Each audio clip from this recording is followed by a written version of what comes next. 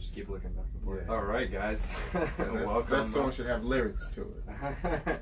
Yeah, well, yes and no. You know, then you gotta deal with like royalties and stuff. Beautiful morning. Wait, John, can you pull it up? Let's record our lyrics right now. All right, so we jump right in, but we're here, episode 12 of My Little Town. 12? Oh, so it's been a year. Oh, that. Wow. What? I didn't even plan that out. Kyle Grooms for our 1 year anniversary, man. Thanks for having me for your 1 year anniversary show. That it was actually all planned out. Just happened. Well, we did like a few episodes before, but the name changed, so whatever. Yeah, Uvalde Fear, Yo Miami. Shout out to Jay Wakefield for hooking us up with the beers every show. We're drinking a nice milk stout right now, Dreadnought. Jay Wakey, who's that? Last independently owned brewery in Wynwood. Oh wow! Yeah. Was the government buying them all? Close Budweiser. Oh really? Yeah. Oh, those sons of bitches. Wynwood Brewing, where we used to have last call, they first got like a 30%. But it's actually by a company owned by Budweiser. Ah, but that's snake because you thinking you're getting homegrown. But you're getting factory made, yeah. Sons of bitches. Well, that whole thing started because craft beer was cutting into the market so much of what like Corona and Heineken, what they were doing, where they actually took notice, like, oh shit, well, we're losing to these people that we didn't even think about as like a real threat. Wow. So we should have to start buying. At first they tried to like compete with them and clever branding and whatever, but then they were like, oh, I guess we should just buy them. We'll get that money. There you go. A win is a win. That's something. Yeah, that's kind of like Marlboro and cigarette companies getting into the weed. Like, nah, bro, do what you do. And that's exactly what's gonna happen. Now you have all these mom and pop, and I'm sure in in California and Denver, there's like probably small chains at this point of like dispensaries. You give it a few years, or once it's federal. I mean, maybe Trump, by the time he wants to get reelected, that's gonna push that through. But Marlboro and all those big tobacco companies are just gonna be like, that's cool. Here's like a few million, like. Yep. I actually met some dudes when I was doing a show in North Carolina that his job right now, they're getting into the hemp business, right? And they're gonna fold that over to Dude, I remember it must have been 2014 maybe it was between 14 and 16. I was at an event, it was like a co-working space, and this dude who was a sales rep for, it was Camel or Marlboro, like one of those, so like he would sell, I guess, to the tobacco stores and whatever, and back then, we were having the conversation, I remember, about him saying, oh yeah, they're already doing the R&D and like all that into weed, and it's just a question of like, once the laws go through, like they'll have everything like ready to go, basically, on like, what are they able to put out, and like, yeah, I wonder what the stocks will look like. Like, you know what I mean? Like, if they go public, right? Well, they might be public. Well, yeah. I'm just saying, but like, how will it affect the stock market? Like, if you could, invest in weed in the stock market. I mean, it's like, but then you'll have like all the like candy and like other. It'll have a ripple. A little. People will start buying stocks while they're high, like trading weed stocks, like. All right, so we just covered a wide range of topics in 3 minutes, from craft beer to legalizing marijuana. We kind of we're jumping all over the place. We're here to talk mostly a little bit about comedy. Okay. But we'll jump all over. Don't worry. That's how we do it over here. I'm gonna start way at the beginning. So what is our mission? Our mission here's especially in light of like there being recent like media and like documentaries and like insight into the Miami comedy scene and like what works, what doesn't work, what are the struggles of community. Like I kind of want to touch on that and saying what are the different aspects of the Miami comedy scene, what works, what doesn't work. Does it look like it's getting better, is it getting worse, for who? Like I want to look at a little bit of all of that. Like, so we're not going to really talk about like, oh, where do you get your material from, or that's out there, and I think we know it comes from your life and from your observations. But I want to start at the very beginning. So Kyle, what became your name, right? Or you were named. You were named Kyle Right. Grooms. I'm saying you were named Kyle. The phrasing was off. Your mom picked the name Kyle. Yeah. Actually, it was a nurse in the hospital that gave my mother the name. Kyle's a nice name. My mother was like, okay. I'll take Kyle. Yeah. So, well, in one of the interviews, so I do a little bit of like due diligence. We're gonna take it back to like some 2011 interviews. And, all right. So it was so that you'd get called. So I guess this is where the life to becoming a bit, transformation happens. But you talked about she picked that name because she knew that you would get called back for job interviews. Oh yeah, I mean actually that's basically a hack joke by now. Like ain't now, right? Yeah. You know what I mean? Yeah, but in what was 2011? Yeah, that was part of my act. But now my mother actually just got it because I like my brother's name is Eric. Okay, so my other brother's George, but his middle name's Tyrone. That's when you know. Okay. George Tyrone. We call him Tyrone. We don't call him George. And Kyle, Eric, Kyle, and Denise is my sister, and Yvette. Very, so those like very like American, very like solid names. Yeah, so you can't really ambiguous. Yeah. I guess those are very American. Yeah, I guess you're right. Yeah. So you Kyle is Irish, I think, but it's still got like a Celtic background. Right. But, yeah. That makes sense. Kyle Celtic. It's right there in plain sight. So I want to talk about. So you grew up or were born either way, but like so Elizabeth, New Jersey. Yeah, I was born in Elizabeth. My father died when I was 2, so my mother sent me to Georgia, Cuthbert, Georgia, to live till I was like old enough to go to school. Because my other brothers they were in school already, so they didn't need a babysitter. Gotcha. I needed a babysitter. My mother had to go to work once my father died.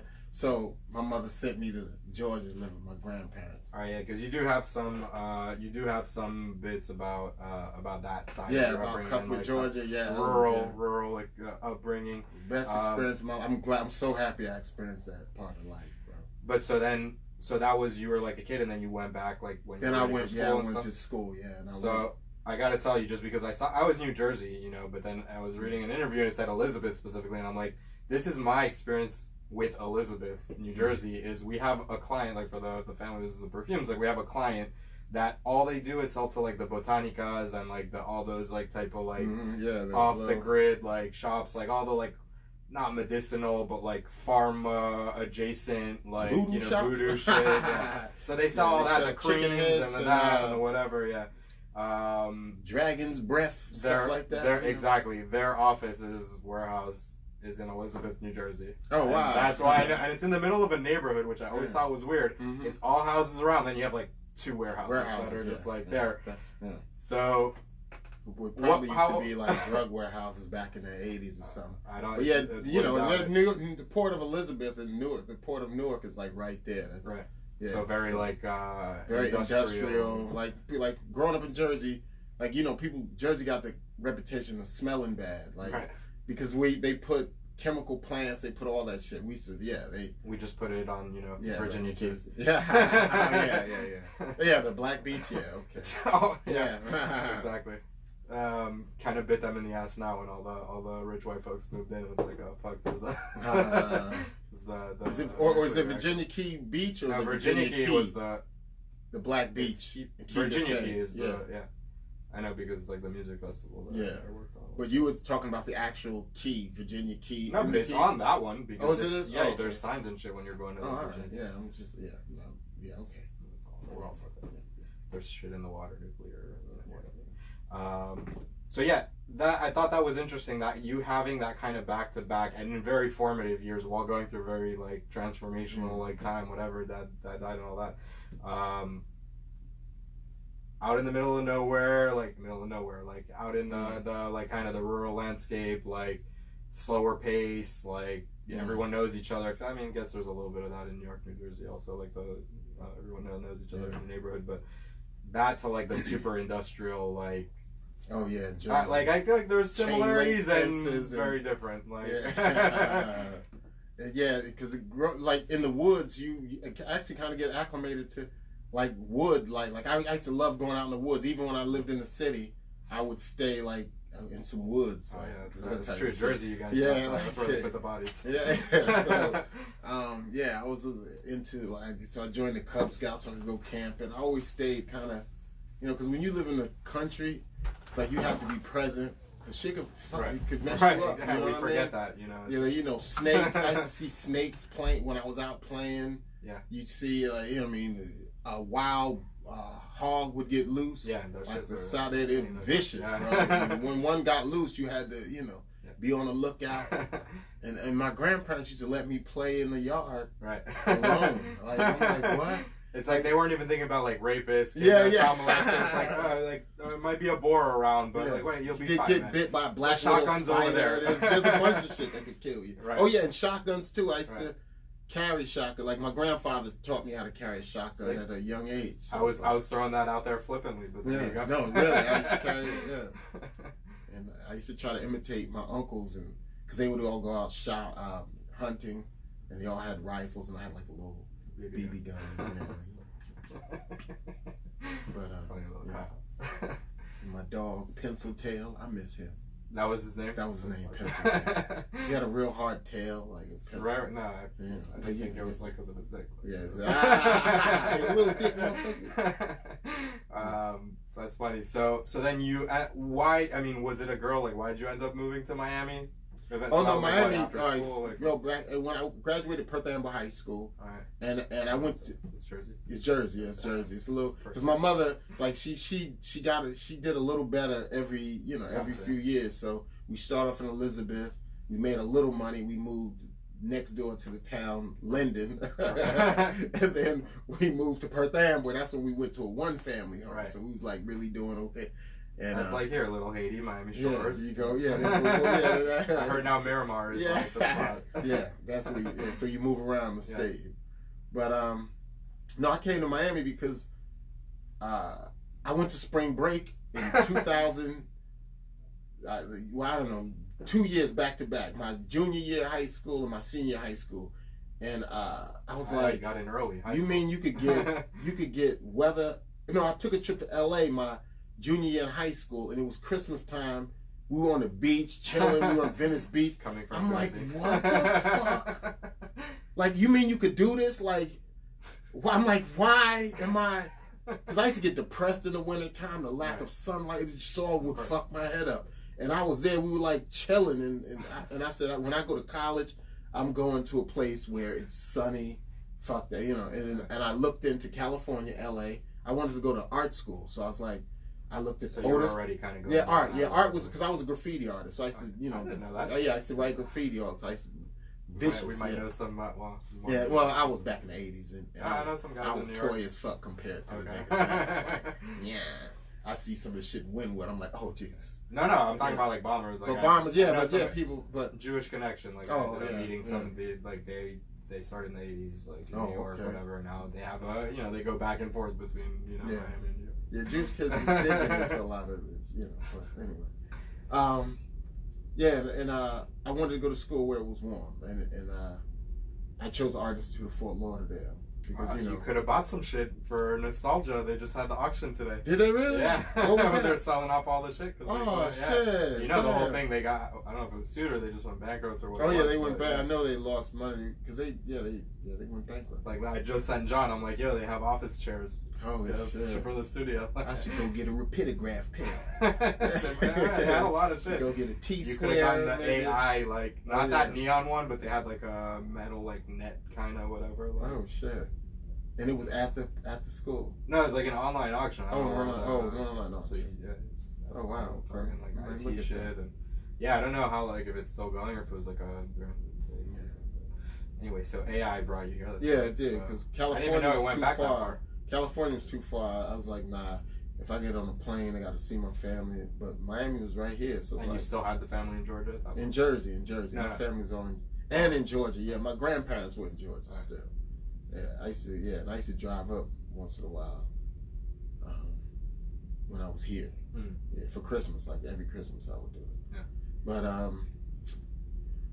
I came to school at Art Institute of Fort Lauderdale, man. And, some sun. My dorm was like a block from the beach. And I never went.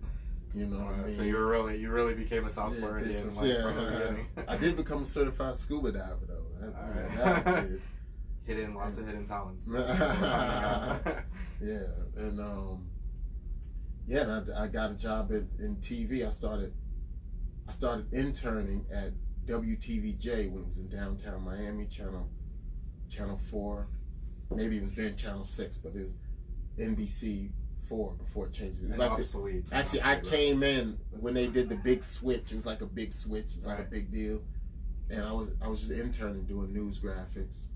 So so you did, which actually that's funny because that's a lot of the artists that I've interviewed on my other show. It's like street artist, mural, whatever. They started out in graphic design or in like whatever it is, and that. So it's funny. You go into you turn from illegal to illegal. Right. I gotta live. So how do I find a way to kind of do something? You know what sparked me when to want to do art in television? I didn't know what I want to do, but the second year I went to LA for my senior year of high school. It was my Christmas break. I went to, because I got a stepbrother that lives in LA, and his mother works for Paramount Pictures, and we would sneak in. She would let us come to work with, and we would just sneak. I remember being on the set of Cheers and fucking, taking the pictures, in Webster's bedroom, all that. Right. Like, it was this, it's like the shit that you would have been posting on Instagram now. Ties. You back then, if I would have killed them, you put them in your album. Yeah. You look, I'm in Gary Coleman's dressing room. So you're like 10 friends. Yeah. And exactly. Find those pictures now. Throwback Thursday. But then we went into the art department, and I saw a dude like with an art, like with a board, and he had some more art, and there was a cup with juice spilling. I was like, yo, that shit was dope. I'm like, you could do this art in television and work together, like, and that's when I was like, ring, ring, ring. And so while I was at the Art Institute, one day, you check the board, the little cards on the board. I saw there was an internship at WTVJ, and I almost snatched that shit off the wall. I just saw like a halo around it. It was like, really? I think it was my second year in school, because it was a 2-year school. Okay. And so it was an internship, and it was like nobody, it was up there. Nobody even applied for it. I was like, I'll do it. And then I learned TV graphics. It was doing over the shoulder graphics, like on the news and shit. Yeah, like when there's a shooting and there's a gun, and you do the chalk outline. Yeah, do the shit.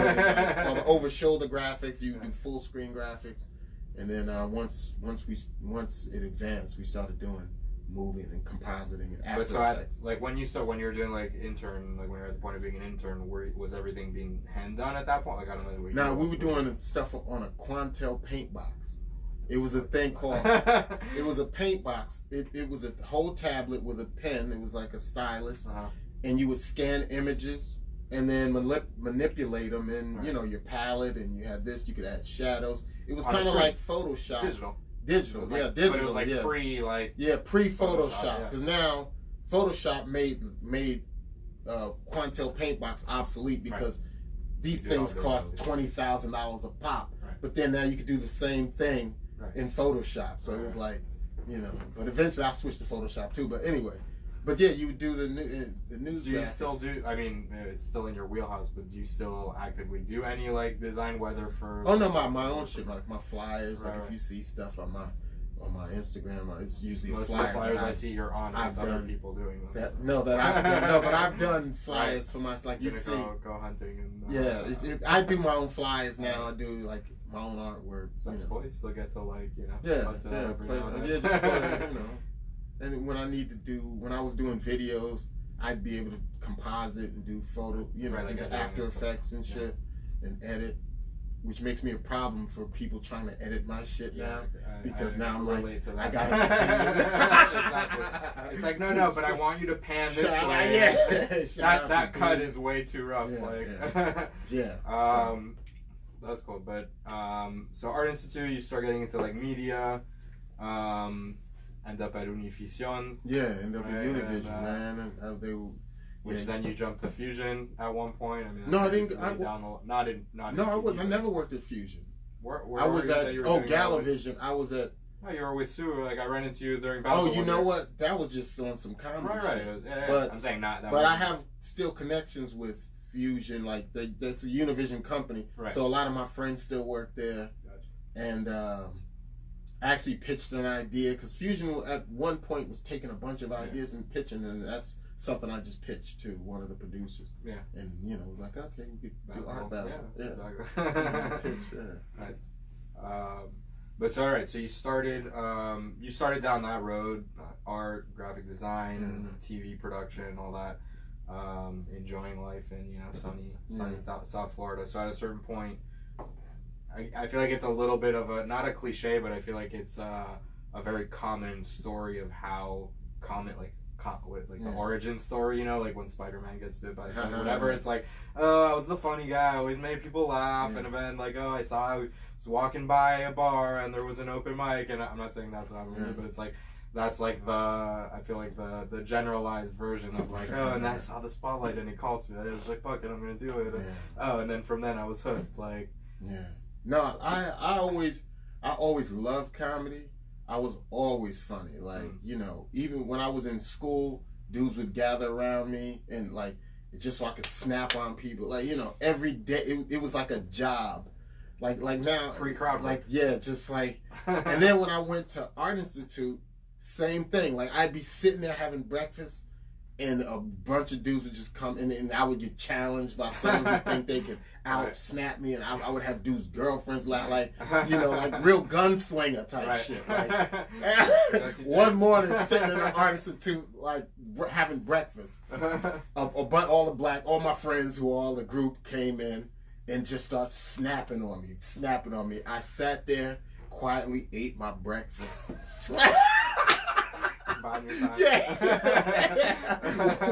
my mouth, and then picked them apart one by one.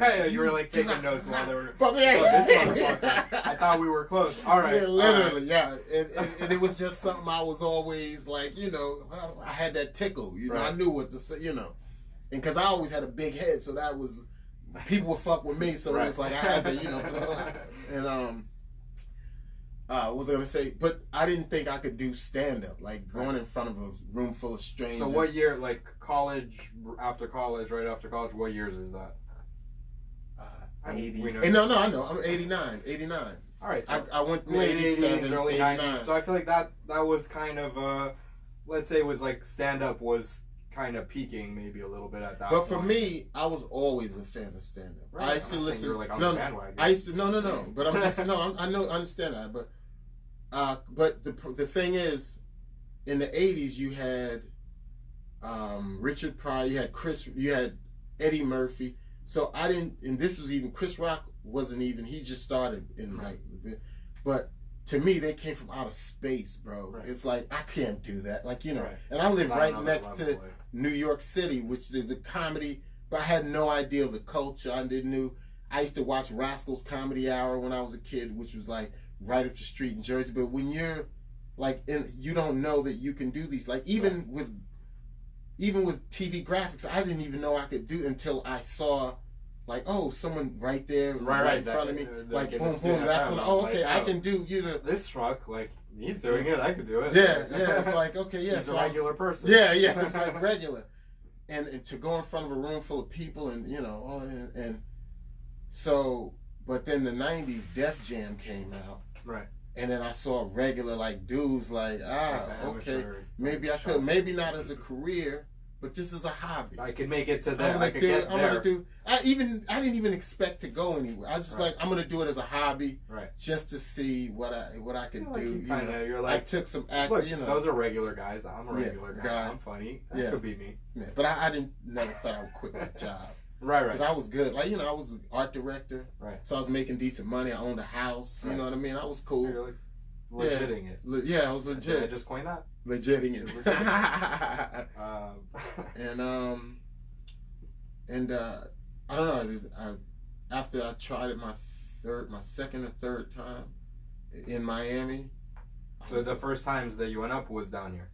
Actually, the first time I ever did a hair show in Perth Amboy, New Jersey. It was a girl, Marilyn. Oh, the fashion era. The fashion show, yeah, like it was a hair show. Right. Because my girl at the time worked at this salon, and the girl who owned it had a hair show, which is where they come out and model hair, and they had like break dancers open up the show, and then they have different different acts, And I said, "Can I do stand up?" So you hadn't done any like open mic. You hadn't done never done any open mics. Right. Never done shit. But I just said, "She's like, I'm funny." And and I was working in New York at the time because from '92 to like '94, I went to New York and I did freelance graphics. I worked at NBC, ABC, CBS, right. And then I tried to go to open mics there, but it was like I was still pussy scared and shit. I'm like, whatever. So I moved back to Miami. And what the fuck was I saying? And then you ended up back in Jersey at one point. Yeah. Oh yeah. No, I was in I was in Jersey. Now before I moved to Miami, right? I did my first. I did the hair show. The first time I did stages, I did a hair show, and But so what was that, like crowd work? Did you have no? Like, it was. I knew my hometown. Right. It's mostly Puerto Ricans. Okay. And I knew about novellas, and I just did a bunch of shit that related to novellas and like the Spanish TV shows are so dramatic. And then, ay, Luis Felipe, ¿por qué Luis Felipe? And then just like you doing that. And you be mad. Yeah, just me doing it. And I be like, I remember actually I have it on tape, on film. We gotta get that on YouTube. Yeah, I have it on, I didn't put it on YouTube, but I do have it on film. And I did I did like 15 minutes, 14 minutes. First time up, that's... First time, and I did some crowd work. I snapped on a few people. I was talking fast as shit. I did a joke, some joke about a gay dude looking at me, and I did some shit about me smacking my girl doing sex. It was, I did a whole 15 minutes, 14 minutes. It's a good place to start. Killing me. You know what I mean? Right. Ripping, I had no idea. And then I look back now, I'm like, what the fuck was I thinking, bro? But I feel like that was also your like, oh, well, I can fucking do this. I didn't know all those people out there. Like, they fucking laughed. Like, yeah, but I don't know.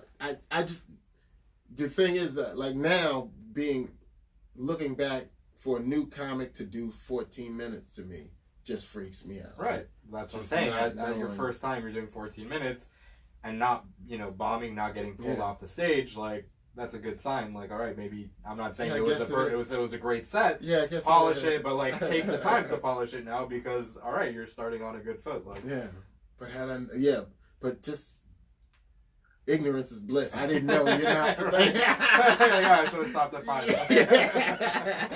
But so that's like your kind of coming out party. You're coming out of yourself. I still do some of those. No, I'm kidding. I don't do any of those. Maybe now you revisit that. Like, you know what, this one, if I make it a little more PC because we're in 2019. But all right. So why do you end up coming back to Miami or Broward? I moved back to Florida just because I still own the house there. Nah, I actually went up there because the reason I went up there in haste was a girl. I was just like, up there. Hair show girl? No. It was a different girl. This was a Brooklyn, Puerto Rican. I had my nose open. Changed states. You know what I mean? Left my house, everything. But so then you're like, all right, fuck, I still got this house, I'm making payments, all right, let me... Yeah, I had roommates who were paying, people, or roommates who were, or tenants, or people who I left in there. But then I had to come back, and I got a job at Univision when I came back. So you came back to, I guess the whole just time... Just to tend my house and, just take care. Yeah, I had to come back. And then I started doing comedy. But then I started at Studio 183 because that was the only place to do comedy. And it was in a flea market in the hood in Carroll City. Yeah.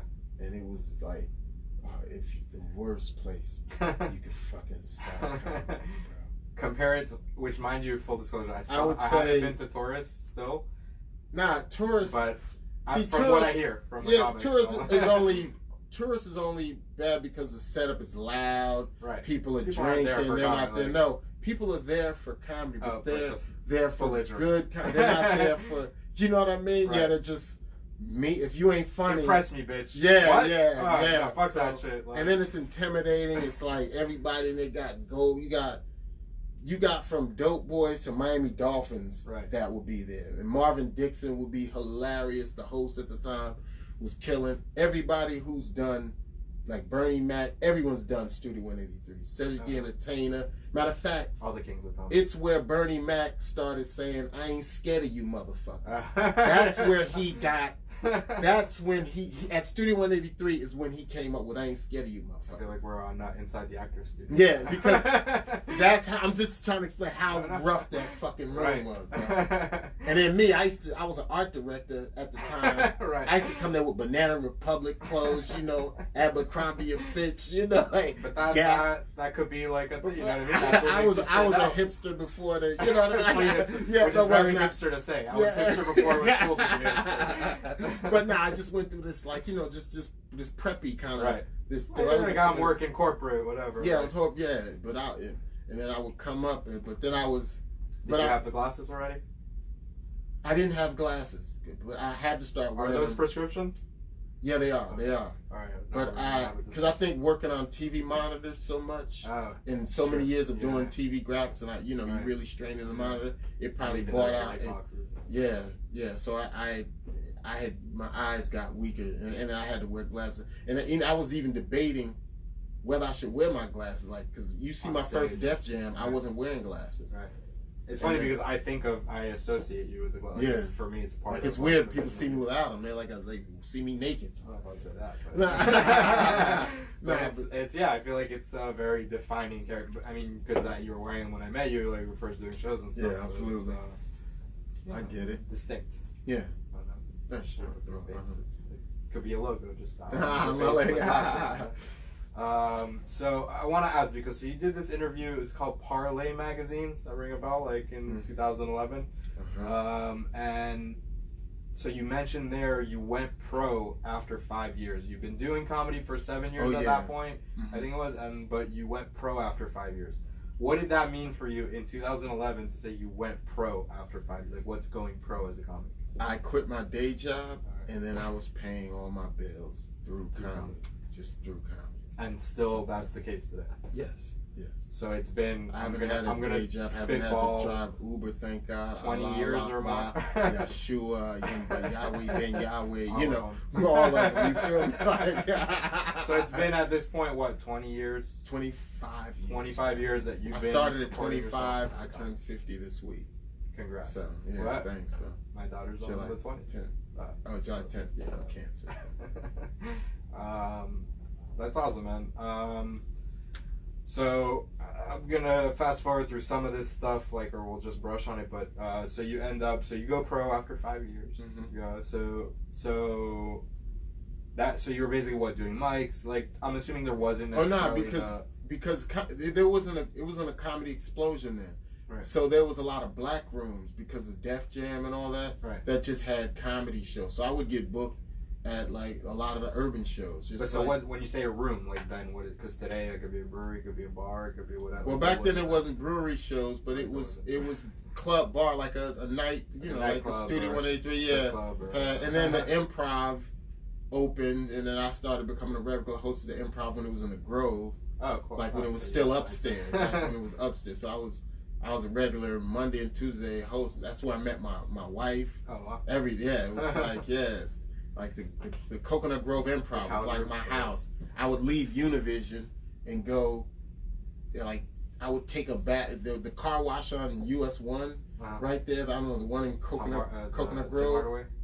One of them. It's like one of them that Car Express stuff. But I would go there and I would freshen up in the bathroom. Right. While I was getting my car washed, and then go to the Improv fresh. You know what I mean? But I started comedy here, and then I moved to New York in 2002, and I got a manager, and then I got a manager, and I got some TV stuff, and it was cool. Greg Giraldo got me into the Comedy Cellar, and like I moved to New York and got into like every club within a month, you know what I mean? Because do you think that experience of the Miami scene? Definitely the training in Miami, the beatings I take, because you gotta learn to fight here, you know, and plus they're international enough that you know, you could appeal to so many different. You can't be too hyper focused. You can't be like, I'm a Miami comic. And Yeah, it's a Miami joke. Like, Miami means you're talking to Cubans, you're talking to Haitians, you're talking to Dominicans, you're talking exactly. to the Coral Gables. You know, like it's you got to be versatile. Yeah, you do. You do. And being in New York, I got rid of a lot of the shit that I saw the first week. Like, oh, I can't do this. Like the hacky shit. Like, right. I can't do these jokes in New York. They would fucking run. Like, you know, just the energy the comics would give you. Right. Just be like. So, it was the comics' judgment, not even the crowds. Yeah, just the comics and the crowds like, too. Oh, we saw that shit like a yeah, year it's ago, like you know, and you just want to be original. Like even now, when I need a good tune-up, I got to go listen to some New York comics and thing and just see where I'm at. Like I just watched Aziz's special. Yeah, I watched Mike Epps' special, and they were sharp, man. Yeah. Motherfuckers is sharp. And he knew how to handle Aziz handled the whole like scandal. With yeah, shit, like, and when he came out with that, I was like, he made it so awkward, and in the room, it felt cold for a minute. But he knew what he was doing. And then he heated them. He goes, let me turn on the oven. He heated that. Yeah. It's like you think this is taking a really awkward turn, but it's like you're gonna feel it in a minute. That was I was like, wow, okay, Aziz, come on. But even down to the cinematography with that special, like, I feel like, you know, it's like, we really have to watch the 90s VHS vibe for the next hour, and it's like, but I get why he does it, because he wants you to feel that oh, he's a real guy and there's not the makeup and he's wearing makeup and all that, but it's like, so it had a plan. I don't know, I feel like maybe I over judge it. Oh no, there's some value to it. I know there was something definitely going on with what you figure out you could have gotten what they're trying to do here. It was always an intentional choice. It look so real and intimate. See, exactly. Flawed. Yeah. So at what point? So at a certain point, I'm sorry to cut you, but what seems to be a thing now in comedy since the chick from Australia brought in it's like, are you familiar with? I forgot her name. And this is awful because she was like the biggest thing like that happened. But anyway, because there was so much about her in the last few years in comedy. It's like where they almost make you cry. And they about her. I don't know what we're talking about. Yeah, I forgot her name. It's like, even if that's an irony that she is like a shortcut, like a boyish cut. I don't know. And I think she's a lesbian. I don't remember. No, but she's newer on the scene. She's from the UK or Australia or something. One of the accents. Yeah. And there was a lot of talk about her, in the last few years and how she's changed comedy. No, not Tig. I know Tig. And she's American, right? Yeah, now I gotta Google this shit. Anyway. You were saying this idea of incorporating this idea of just where it almost becomes like Abe. It doesn't even become funny. It just it's like it stops. And then you there's a total realness. Right. And then, do I feel bad or do I laugh? Yeah, am I being it just changes. But I've always said that about Abe's about Abe Perez. Oh, that. I'm like, yeah. That's dude. Yeah. Work on that actively. That thing that you're kind of doing unintentionally, and dude, that works. That's gonna work. But so in that time you start Last Comic Standing, Chappelle Show, kind of your jumps. Kind of up into more of the mainstream. Yeah, Last Comic Standing was those. Every time I did it, I said I didn't want to do it. That's but it's like what do you mean every performance, or were you on it multiple seasons? Someone talked me into doing it, and then I was like, okay, I'll do it. Right. And then there was a point where in my career I was thirsty as fuck because sometimes there was lean years, bro. Yeah. You hit a drought. Yeah. I'm like, oh, is that? No, there's some lead in. Oh, yeah, but it's water, right? That's fun. There's lead in it, but it is water, right? Yeah. Exactly. Perfect analogy, bro. Yeah, analogies. That's, I don't know about getting behind the mic, but analogies I could work. Yeah, so Yeah, but you were on one season. You weren't on multiple. I think I did 2. They did the best of one. I don't know. But so that was what, like 10 years ago now? Yeah, probably. Yeah, could be. I don't know. That was one of the thing. I don't know. I wrote down 10 years ago ? So I remember Roseanne looking at me, or no, who was Rosie Perez. I think Bowden. No, not O'Donnell. Rosie. Rosie O'Donnell. No. Roseanne Barr. Roseanne Barr. Hopefully they're not listening. Yeah. Nah. Let me just shake it off. So there was that. Chappelle, you had your Comedy Central special. Like, I feel like there's a misconception with having those credits on your resume, on your IMDb, of like where, especially with local comics, like, so you like Oriel, like guys who have been doing it, they're like comfortable in their comicness, they're like, they're doing rooms, they're hosting, like doing all that kind of shit.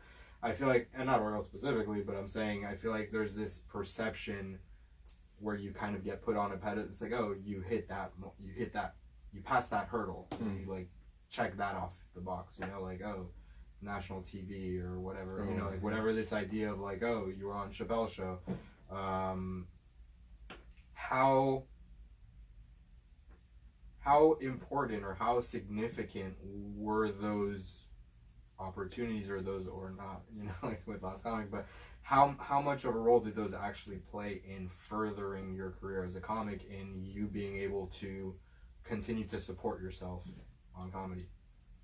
I don't, other than like, just a little bit of recognition and like, you clout, but like maybe a little bit of clout that amongst like when you're going on tour, I was on that show. Credit, but more important is numbers. Like if people really fuck with you, like they'll come to see you and put asses in seats, but that's when you realize, like, we're all freelancers, you know what I mean? It's like, this is a freelance, like, I didn't realize that till like 4 or 5 years in. I'm like, holy shit, I have to get on another, I have to,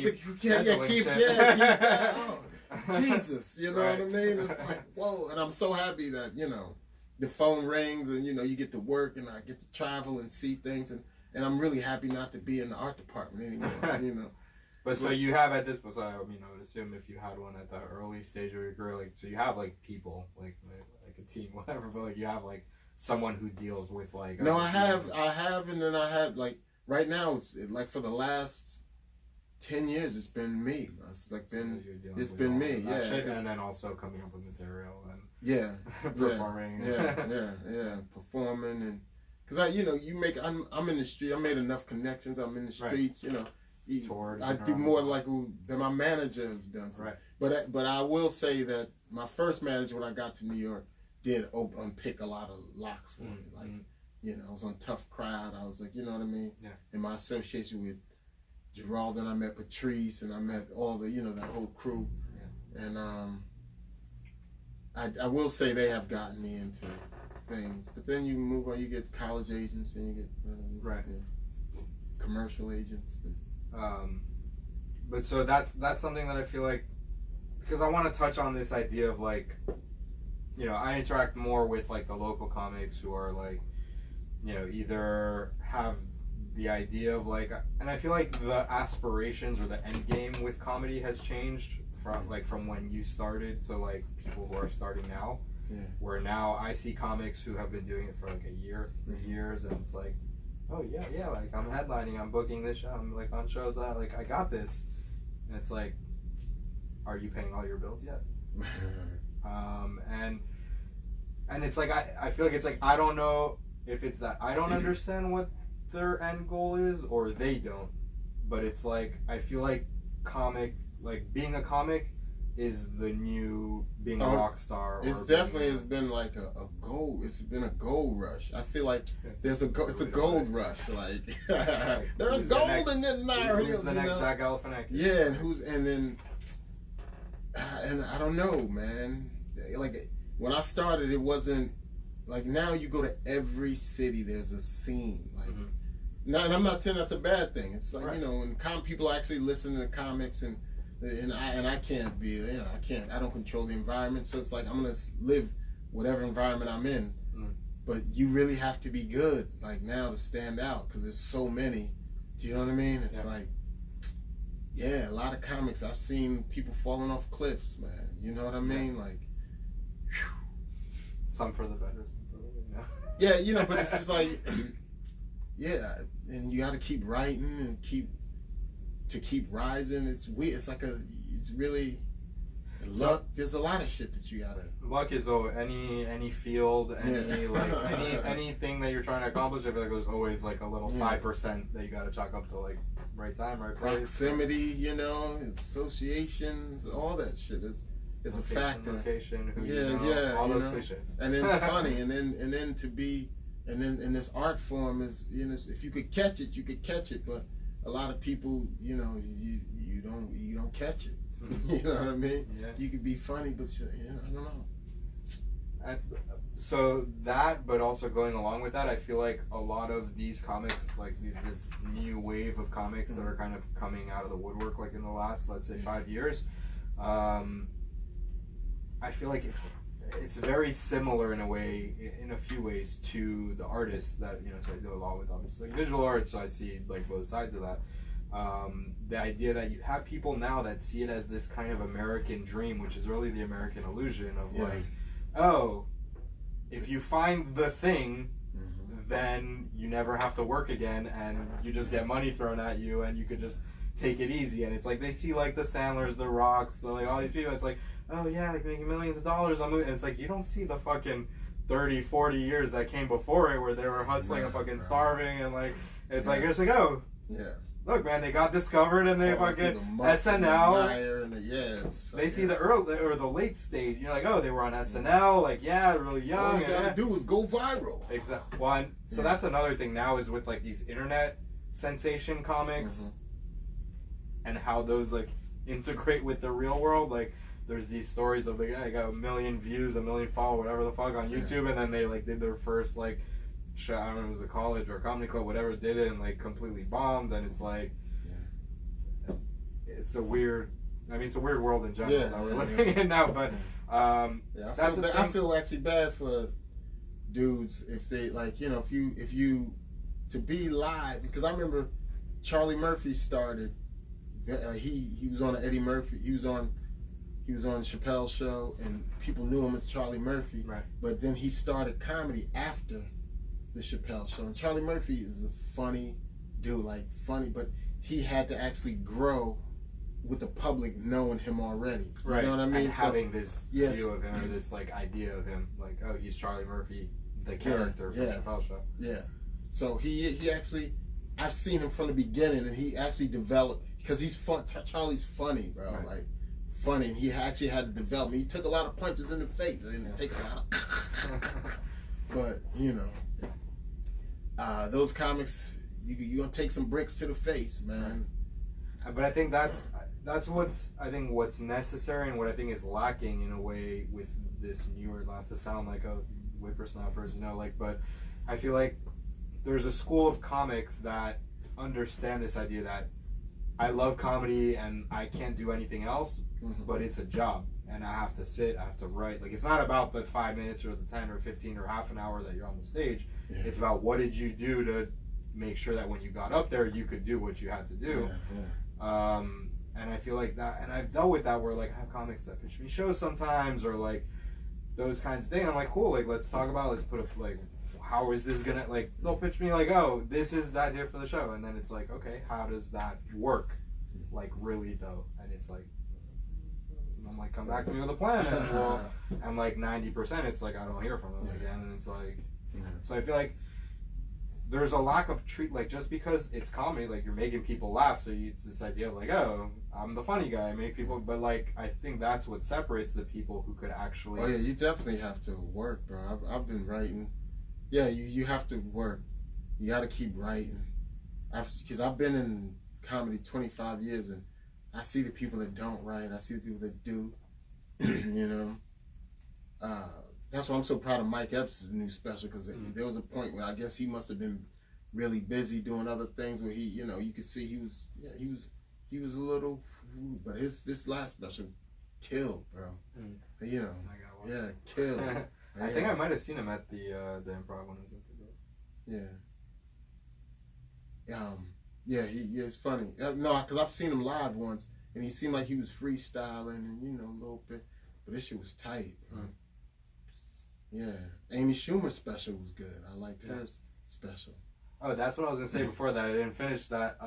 That's the irony is actually I end up not, like, recently. So my whole thing with, like, comedy was, like, I remember, you know, let's say tail end of elementary school to like through high school, it was like I'm at my grandparents' Friday night, and it was like when Comedy Central had like the whatever, they always like, you know, it changed over the years with like the half hour, the hour specials or whatever, and it was like watching that.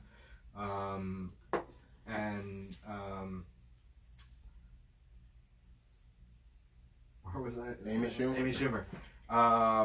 So no, but it wasn't Amy Schumer, because I was going to say something about Amy Schumer, but it's tied to something else. Oh, okay, let's go to that though. So you know Amy from when she first started in New York, right? So that's another thing that I feel like ties in with the art world. That it's because it was about to come back. That there's these like circles that form where it's like not, you know, like you said, talk about Patrice and like Geraldo and like that crowd. Like I feel like you don't know it. You don't know that these guys all came up together, guys, girls.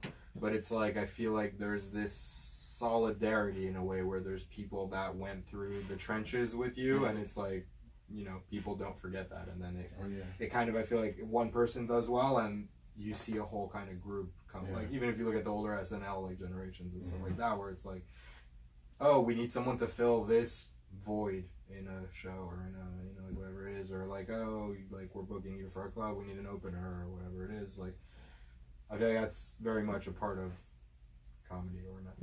Yeah, I mean, there's definitely groups of people, you know, and then people become famous, and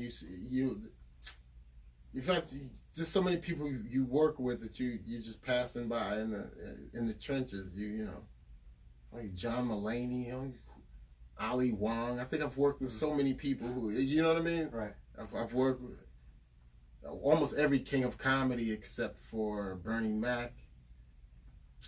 Yeah, it's like you work with these people that you never think, even as there's different, because you need a host, a feature, and a headline.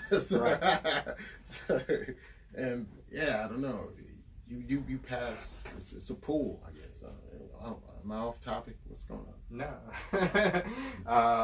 But that is something that because you talk about like King's Comedy and all that. Going back to what is a successful comic, what's a pro comic? So I think that's a comic that don't have to drive Uber, right? You know, ideally.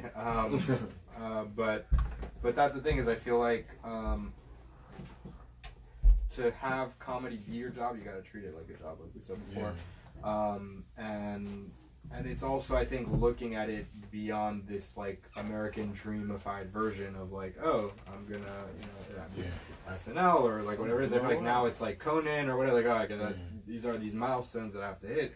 It's looking like, you know, you do a lot of like Hozek. What it was the BET Awards that you just did like down here. I was a warm up for the BET Awards. Like, which wasn't a good idea on there, but yeah, some stuff. But it paid well, right? Or enough. I don't even know. It took a bullet in the chest. For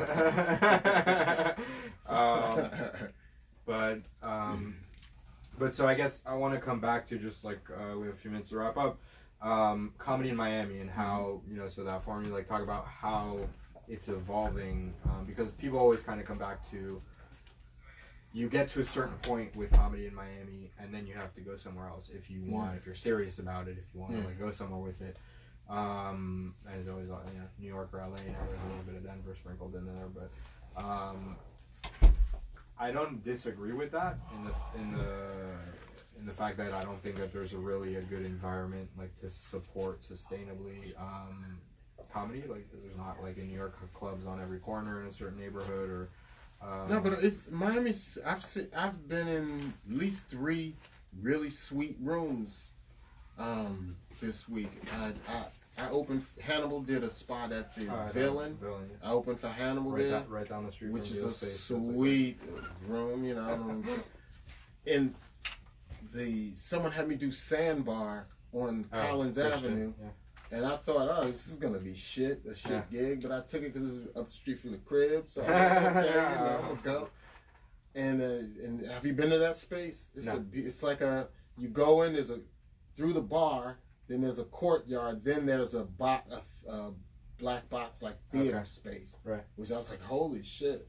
But that's what I feel like is very Miami, and that's the thing about the Miami comedy scene is it is very Miami. And since I'm like everything in Miami, make the shit work. It doesn't matter, like, you know what I mean? If you do it and it's, you know, there's something there for people to like buy into, you can fucking sell it. And if it's here, there's no comedy clubs. I mean, there's like Comedy Inn, like there's a few, you know, scattered around. And now with the Improv, you know, coming back in Doral. But that's what it is. And like, Manny's rooms have been doing okay. Like he's got some, you know, 3. When I need to work out, I do like open mic. It's a Monday, Tuesdays, and Wednesdays. I do Manny shits. Yeah. We need a Thursday spot. I'm actually I may be doing a Thursday spot. Well, I think he has the Sylvester's. Yeah, I'm gonna be hosting that. Nice. Yeah, I'm hosting that. I need a place to work out. I'll send you our calendar. And then we may be doing a spot at. I'm looking at the Villain too to probably do a Wednesday workout or some shit. You know, workout space. Nice. And then I got my headliner at the Improv. I'm headlining the Improv September 15th, Sunday. People could go on and get tickets already. Yeah, get tickets online at the Improv. And then I'm going to put up an Eventbrite because, you know. You'll make the flyer for that. Yeah, you'll see. And the flyer will be designed by me. All right, we're cutting into overtime here, so I gotta cut it off there. Go check out MiamiImprov.com. Get your tickets to see Kyle headline at the Improv. You can check out Miami Comedy, but also check out yo-miami.com for all our comedy shows. We'll have Kyle back. We'll have Kyle back soon. And then as always, Kyle, thank you for coming out. And, you're welcome, man. Sorry for bringing up the competition, but no, it's all good, man. It's nothing but I was gonna talk about that. We gotta unite. Yeah, you gotta unite, man. But we could all eat. You know what I mean? You get the cake. There's no cake for him. You feel me? A bunch of other rap cliches.